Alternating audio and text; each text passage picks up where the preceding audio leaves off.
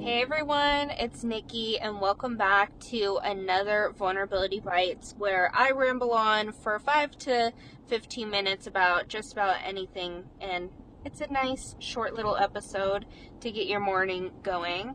Today I want to talk about friendships and what it's like to build friendships after going through abuse. I've talked about it a little bit on my podcast. I was in a 4-year-long abusive relationship. The man was a lot older than me, and he had a lot of control over me, not just emotionally, but financially, and honestly, he controlled my housing as well. So all of that left me completely isolated. I was never told that I wasn't allowed to have friends, but whenever I did bring friends around, there was always a problem with it.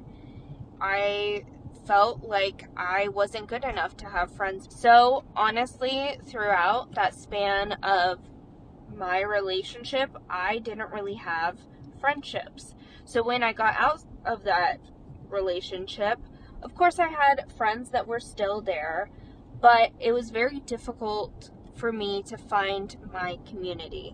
When I got out of that relationship, I really felt alone and I didn't know who to go to. So when I finally built up the confidence after going through grief and started healing myself, I started putting myself out there and being open to all kinds of relationships.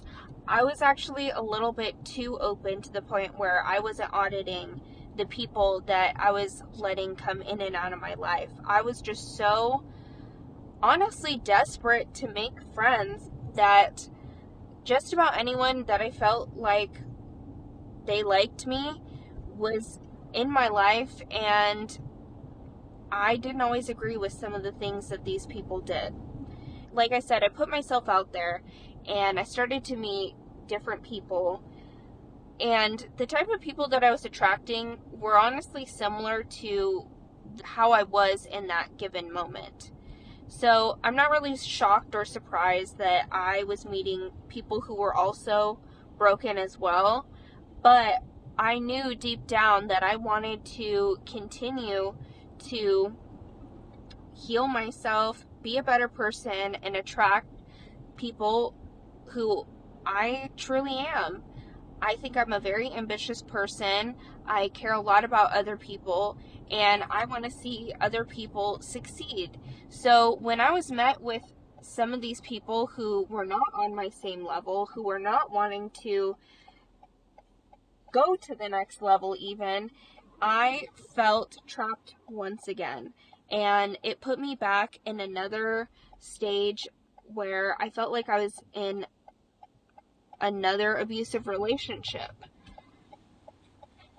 And when I talk about these friendships, I realized that it's because I was so codependent with that other person that I was using friendships and other people as well to fill that hole and latch onto that person and become codependent with them.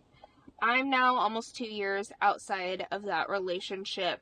I have dropped a lot of these people who I became friends with after that relationship and started discovering and working on who I am so that I know how to audit these people that are coming into my life.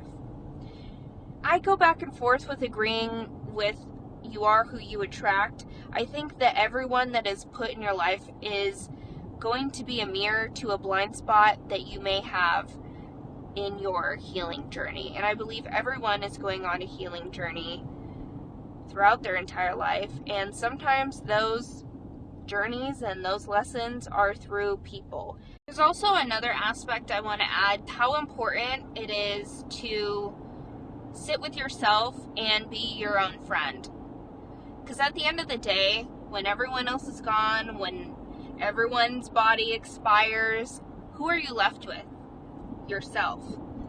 So you need to be that perfect partner for you. You need to be that perfect friend for you. And I'm not saying that friends or family members or partners in your life are gonna just leave you in the dust, because that's not always the case. But you need to be able to rely on yourself and be secure in yourself. If not, you're gonna continue to be met with these same shitty people. Also, just like relationships, friendships need to take time as well. They need to take time and develop. I think it's important to not just trust someone right off of the bat. I don't think that you should be skeptical 100% of the time, but always err on the side of caution. I also want to point out that I don't consider myself necessarily a victim. If anything, it feels like I'm going on a quest to really find out who I am and figure out my blind spots as a friend, as a partner. But I'm not going to sugarcoat things and say that that relationship was not abusive, because it was. And I'm also not going to sugarcoat some of these friendships that I was in, because they also were very abusive. Anyways, that's all I want to share for today on this Vulnerability Bites episode. Let me know if you guys relate to this feeling as well. And I will catch you guys in my next episode. Love you. Bye.